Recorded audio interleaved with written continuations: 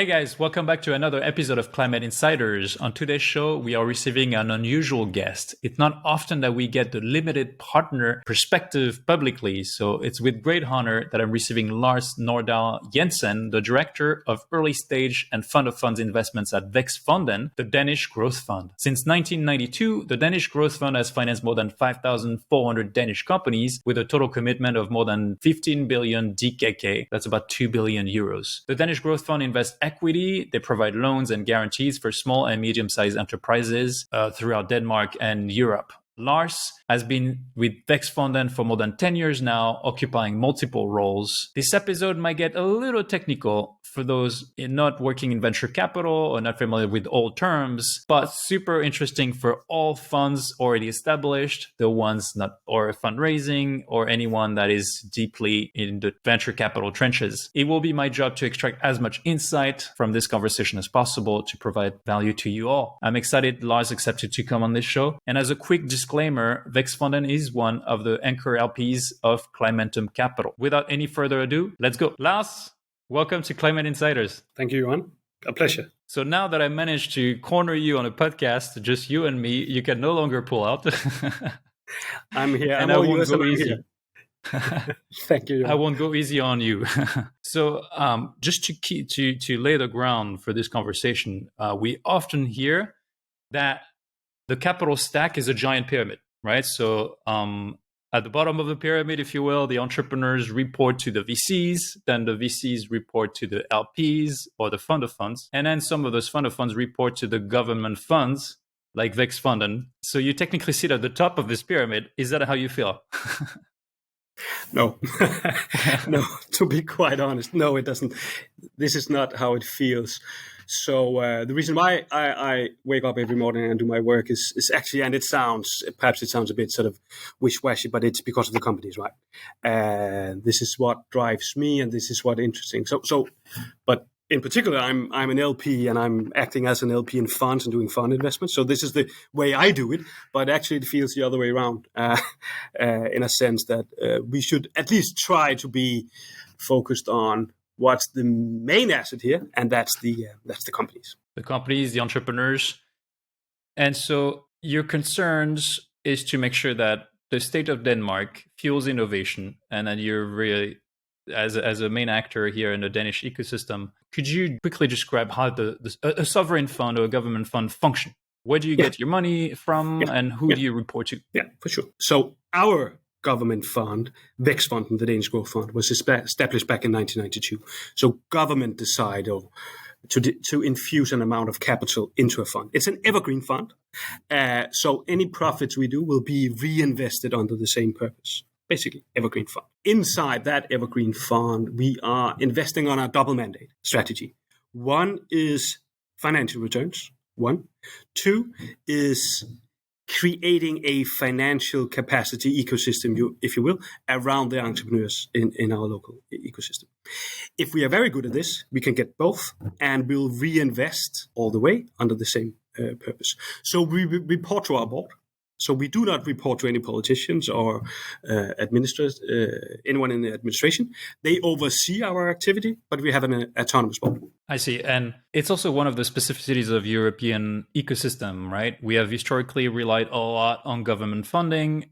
In your opinion, is the EU VC industry high on soft money, grants, government involvement, and this sort of certification effect, sort of approving so that the rest of the private capital market can then step in? In a way, yes.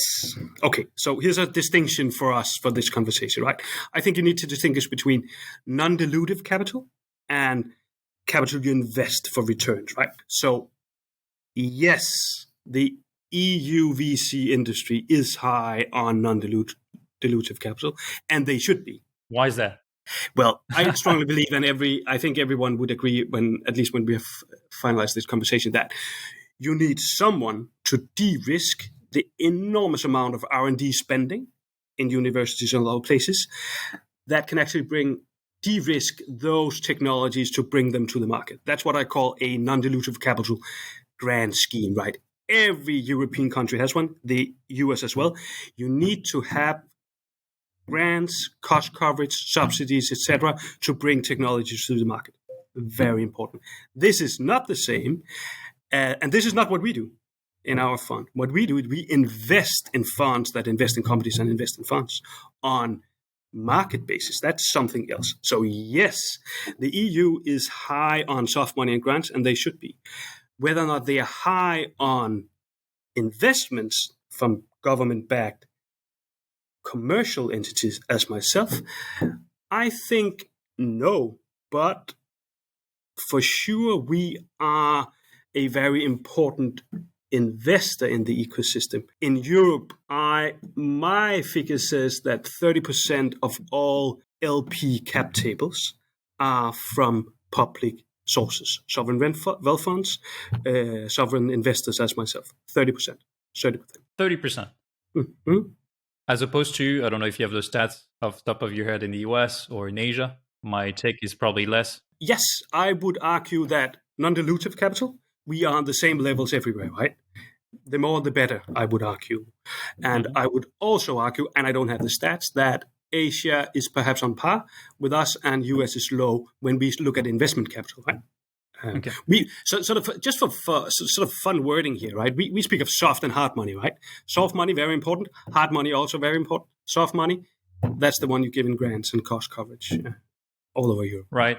So now on the understanding from your take is that the soft money, the non-diluted funding is necessary. It's the seeding, it's the de-risking that any ecosystem needs, in Africa, in the US, everywhere, particularly in the climate, and we'll get to it. But on the more commercial side, there's still a bit of a dependency, right? EU needs to reduce its dependency on government funds. How could we do this? I think, so here's a provocative answer, right?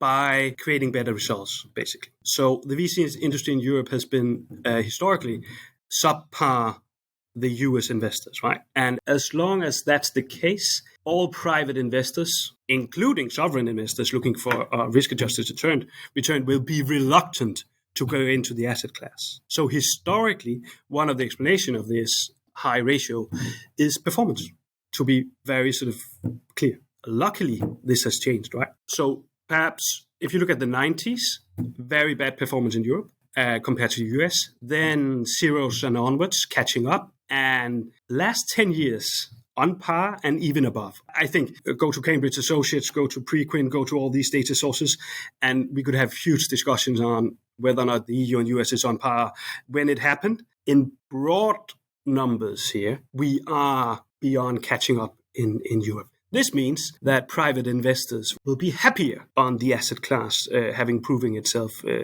through at least 3 decades. Same tendency in the US, started off as something for public investors and then transferred into something for private and public, and perhaps ends off being only private, right? But you have to, very important note. So behind these sort of average numbers, right? You have a large variance, right? So you have the top performing VC funds performing very well, but you have to be very selective because the rest of the quartile, I'm talking about top quartile, are actually doing mixed and badly, right? So you have to be very selective. But the broad tendency is clear. We are catching up performance-wise. We're catching up.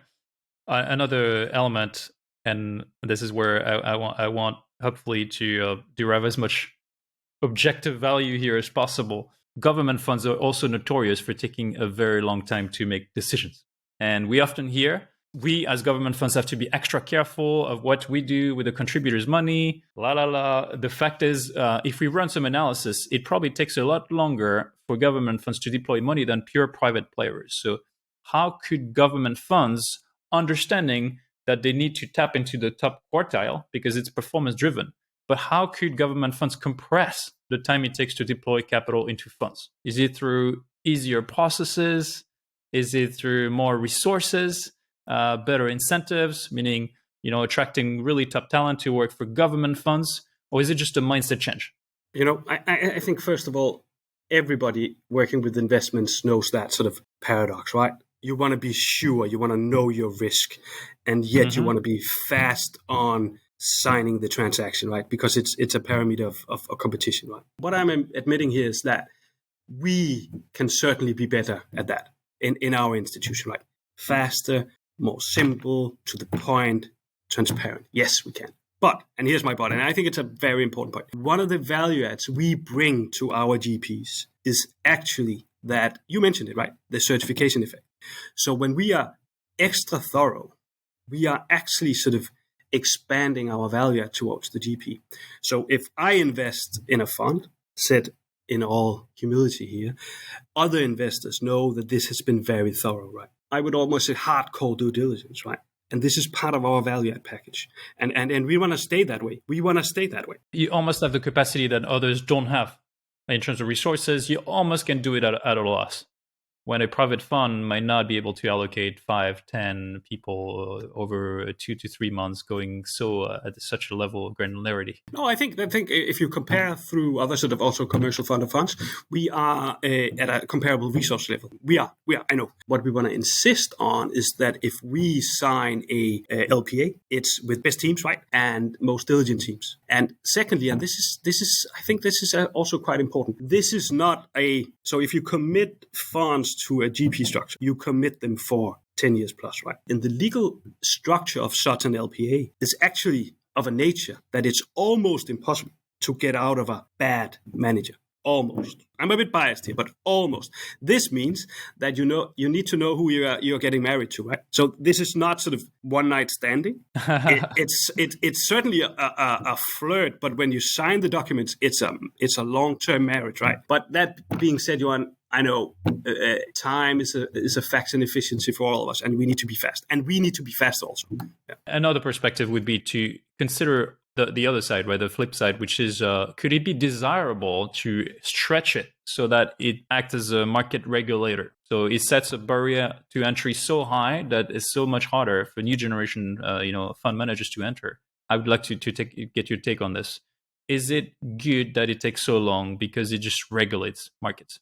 Or on the contrary, especially facing climate, and there will be a good segue there, we need more fund managers because we need more capital to be deployed in the ecosystem. I would make this argument, right? And then you can counter me. So 1 out of 5 invested LP money into GPs are given to first-time funds. Of those first-time funds, and that's important and relevant within climate, right? And the LP basis of those funds are proportionately higher represented from sovereign wealth funds, right? Or government institutions. So we do have a risk appetite that's higher compared to other private investors here on first-time funds. And given that, it's so much more important that you set a certain threshold. Because what we want that might not interest private investors that much is also a market dynamic, right? We want new funds to evolve as a sovereign fund, and we want dynamism and competition in the market, right? And if that bar is set too low, the market will perhaps take damage from it, right? So that's another reason for being value diligent. Yeah, that's fair. It seems like you buy that argument. I'm neutral here. Okay, that's fine. But I think it's a fair argument.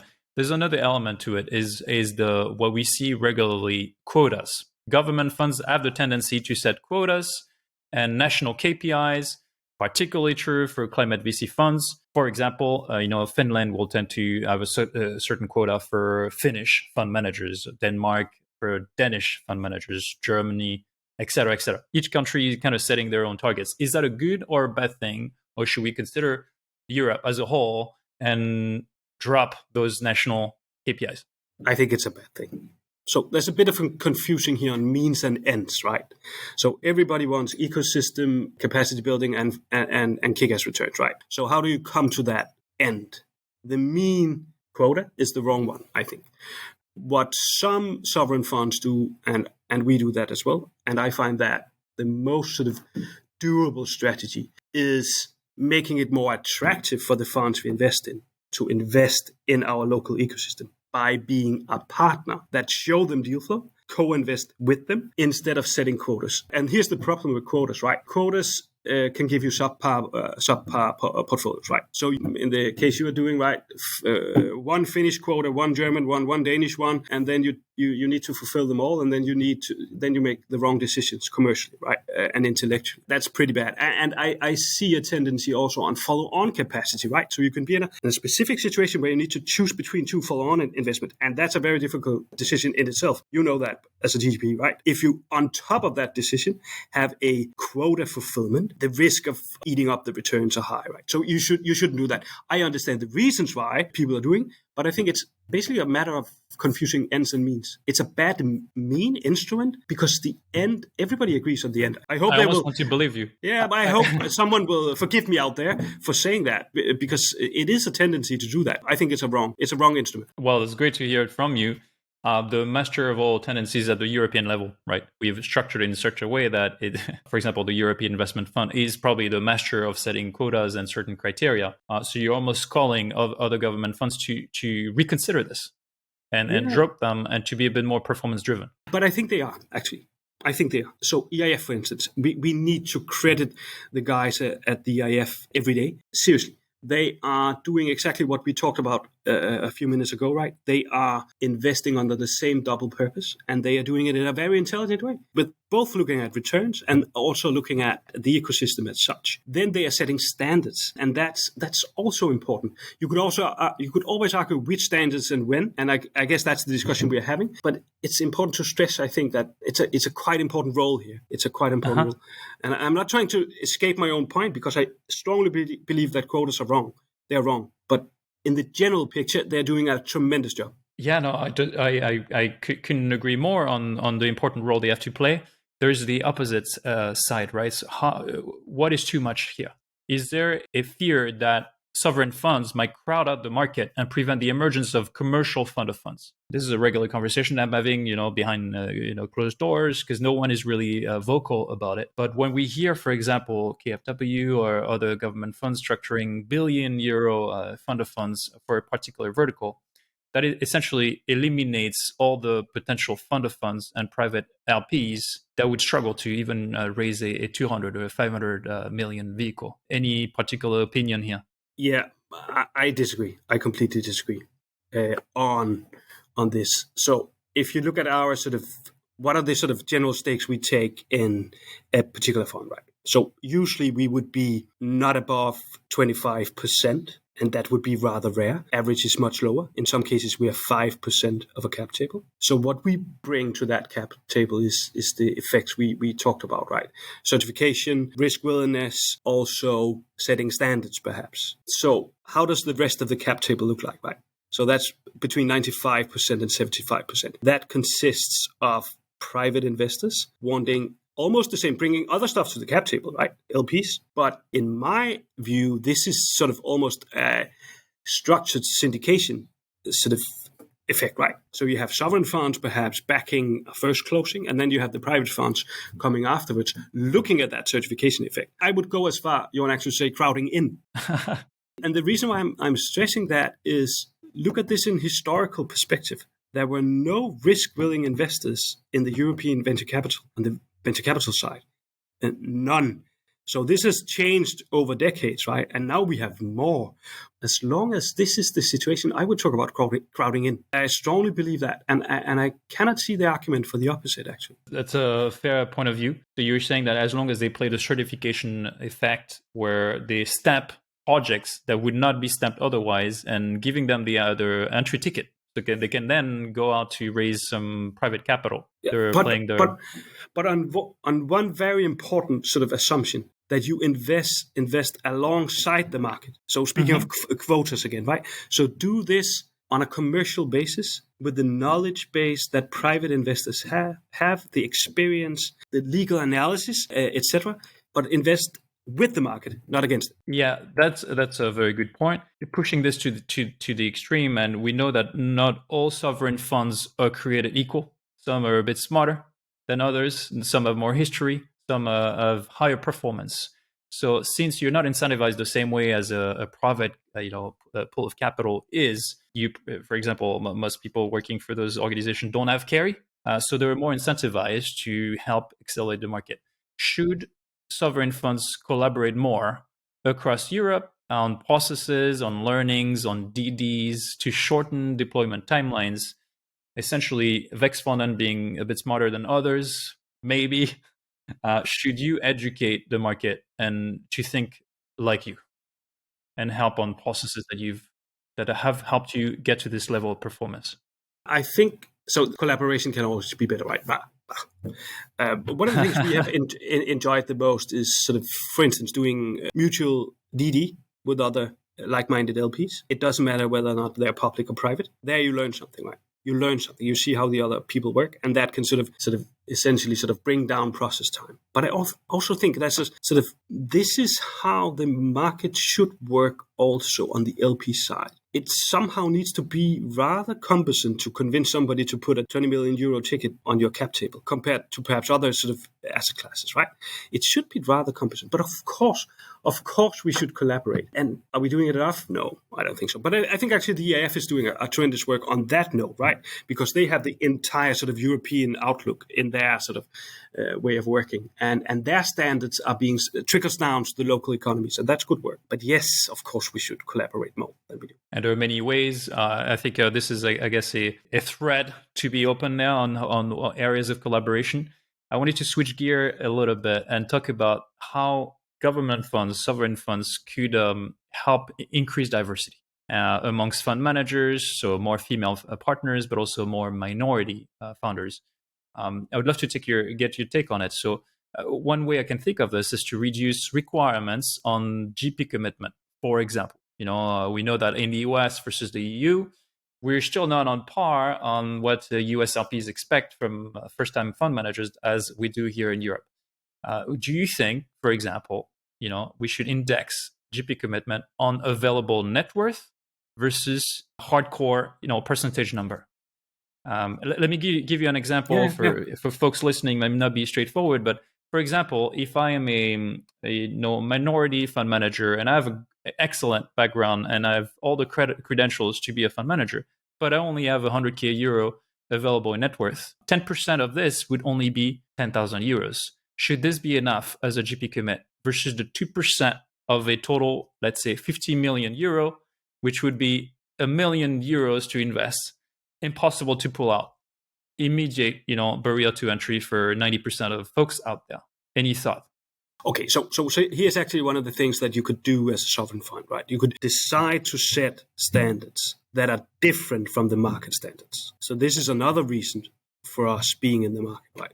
I think we should set such standards, and on diversity, I think it's quite important. And I think being very specific on GP commitment, I would take the stance that it is always relatively to the economic capacity of the GP, always. And if you are not seeing it in relative terms here, right, you would have a hard time getting your incentives right, and you would have a hard time funding first-time teams, right? So you would create a barrier, a financial barrier, that's actually quite unhealthy, I would argue, for the industry itself. That being said, I'm also a strong believer of third time plus teams putting a lot of skin in the game. That's what I would expect as an investor. So the answer is actually both here. 2% that's a good measure. That's a good measure, but you need to see every deal by itself, right? And you don't want to exclude people per se. Coming back to dynamism in the market, right, and also diversity, you need to be flexible on that, and we are. So 2% for second, third time fund managers, because they have a bit more, room, I guess, or comfort. But for lowering the barrier for first-time managers, especially. I would argue so. And again, argument being, otherwise you would block certain people and certain people bringing competitiveness, new ideas, etc. to the market. Great. Signal sent out to other sovereign funds. Yeah, it's negotiations before having them. Yeah. Sure. Another good moment to switch to the climate tech ecosystem. For example, we often hear, especially in 2022, that there's too much capital invested in the space, it's overhyped. So on one front, we know that we need hundreds of billions to be poured on green and sustainable innovation. But on the other side, people argue it's maybe gone too far. Any particular opinion there? No, I think we are. So you could always argue how much of the sort of overall purpose are you onto here. I think we have a tremendous market opportunity here, sort of financially. So it's actually one of these sort of you have climate tech and deep tech. When you ask sort of European LPs, what are they most sort of intrigued by? Right, it's those two usual suspects. I think we are in a crossroads, and what we need is not. So we have investor appetite, right?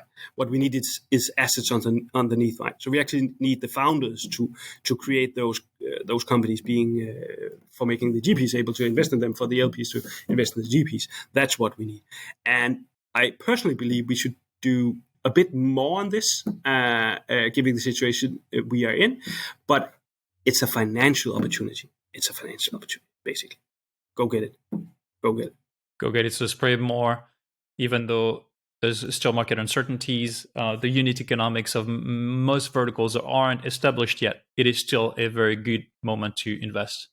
Yes, but this is extremely interesting, I think, climate tech on the theme we are having here, right? Because we see sovereign funds and also private FUFs all over the world here with appetite, right? But you cannot, in my opinion, you cannot do intelligent investing now in climate tech without doing first-time teams. Mm-hmm. And that sets demands for your risk willingness, right? And then you are back at where we started, right? If some investors are more willing to take risks on stuff and assets that might not in that plain vanilla form yet, right? For instance, very brave private investors and mostly also sovereign funds, right? So here we are back again, right? Let's go an extra mile for bringing those teams to the market together with the GPs, right? And climate tech is particular specific because on top of being a new generation of fund managers, it's also a new generation of fund construction. We see more and more those dual carry model where you incentivize on financial return and also impact. The SFDR Article 8 or 9. What do you think of this? Does it make sense to only invest in Article 9 funds from now on? Because it's the only guarantee of non-greenwashing the space. I can tell you what we look at what we see when we look at an Article 9 fund. So this is exactly as you put it. This is our way of seeing commitment, right? But it's sort of a double return here. One on climate, one on financial returns, right? So this is a very I think it's less than 5% of all European funds that has a sort of an Article 9 tag to it, right? And for now, this is by far the best signal you can send as a GP to an LP. And for us, I think, in a situation where the markets are forming themselves, right, and consolidating new teams, I would go for that one. For how long will that be sort of a competitive advantage? For a very short time, I think. But for now it is. And it's also, and I think you agree on this, it's actually a proof point of when regulations can actually move markets sort of for more transparency, more standards, more regular standards, etc. I think it's a very positive. I think you're bringing a very fair point. When we started Climentum, 2 years ago, we thought Article 9. It was not even a standard. It was not fully baked or crystallized yet. It was just a concept, not fully understood. And I would argue that it's still not fully understood yet. No, it's not. But we didn't think that it was going to be adopted so quickly. And on the other side now, we're seeing more and more studies showing that most of the green funds claiming to be green funds out there, still deploy most of their capital or a good chunk of it in oil and gas. So there's a ton of greenwashing. And this is damaging for the environment. As much as it is environment in both terms, right? The climate, but also the ecosystem, of funds in Europe. Anything that you do as sovereign funds, because you have a higher level of transparency to everyone investing in you, that others should implement so that they don't get in the trap of investing in something that is green, but in the end, very black and very dirty.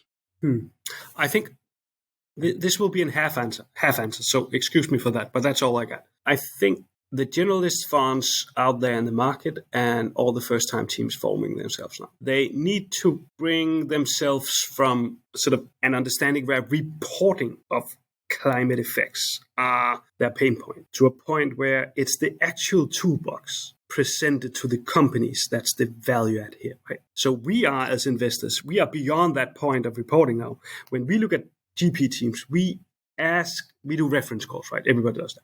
So we asked the companies, was that LCA analysis you were being handed out by your GP, was that valuable for you? Did they have the technical knowledge, or could they bring it to the table?